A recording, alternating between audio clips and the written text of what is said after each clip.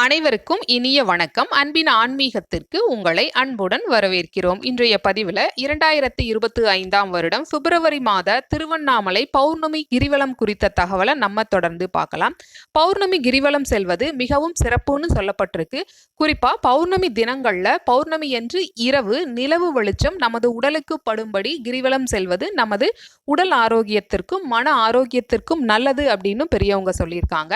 இப்போ 2025ஆம் வருடம் பிப்ரவரி மாதத்துல பிப்ரவரி 12ஆம் தேதி புதன்கிழமையன்று பௌர்ணமி திதி எப்பொழுது ஆரம்பிக்குது அப்படின்னு பார்த்தா பிப்ரவரி மாதம் 11ஆம் தேதி செவ்வாய்க்கிழமையன்று இரவு 7:51 பௌர்ணமி திதி ஆரம்பமாகி பிப்ரவரி 12ஆம் தேதி புதன்கிழமையன்று இரவு 8:12 பௌர்ணமி திதி முடிவடையுது அப்படிங்கிற தகவலும் சொல்லியிருக்காங்க. இரவு நேர பௌர்ணமி கிரிவலத்திற்கு செவ்வாய்க்கிழமையன்று இரவு உகந்தது அப்படிங்கிற தகவலையும் சொல்லியிருக்காங்க.